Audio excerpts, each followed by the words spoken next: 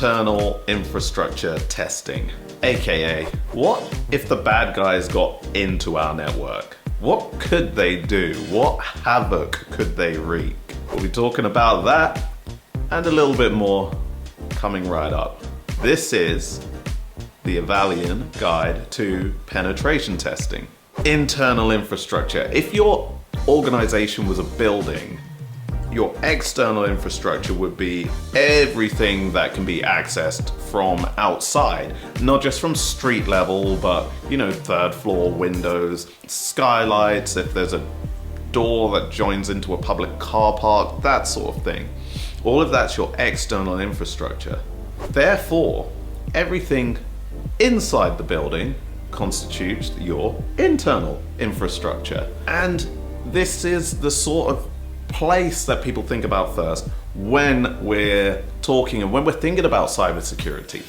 We're thinking about your networks, we're thinking about your servers and your devices, we're thinking about your laptops, printers, all of these things, all the day-to-day computer equipment that makes up the backbone of your organization. This is all your internal infrastructure. An internal infrastructure penetration test is it's a beautiful thing because there are so many elements to it.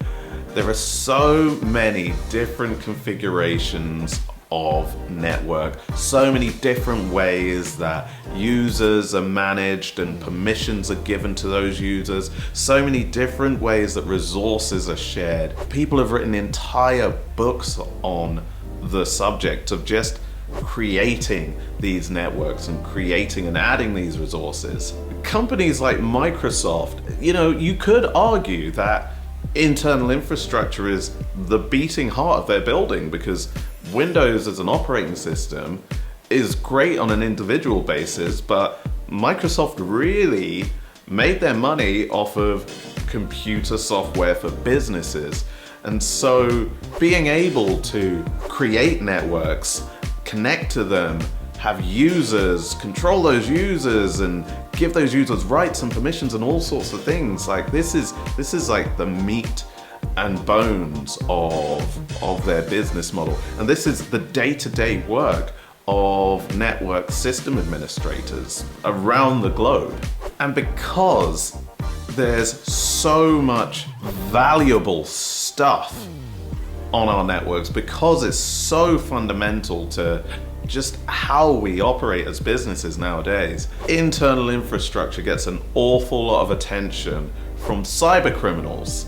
And quite rightly so.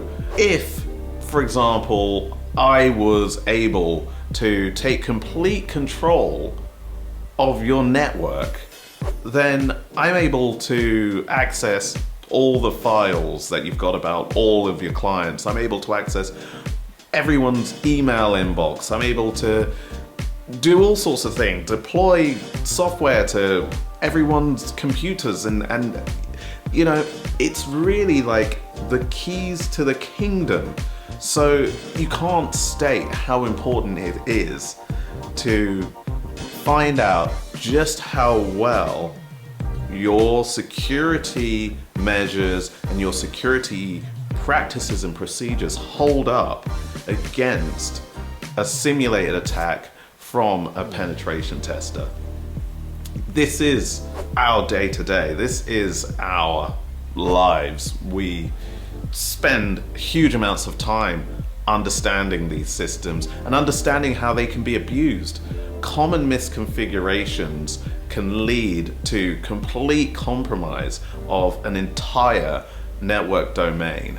And the whole point of pen testing really is that we're finding this stuff before the bad guys do.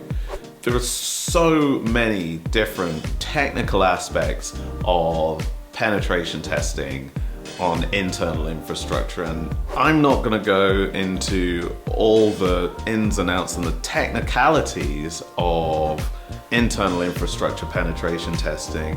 That's not what these videos are about. This is just a guide to help you to understand what they are, figure out whether you might need them or not.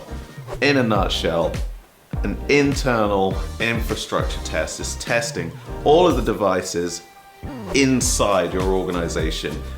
All of the things that you're using on a day-to-day basis, your internal network devices, firewalls, routers, laptops, all of these sorts of things, trying to identify vulnerabilities within them, trying to exploit those vulnerabilities to see how much control we can get over individual machines and the network as a whole. That is internal infrastructure testing. This is the Evalian guide to penetration testing.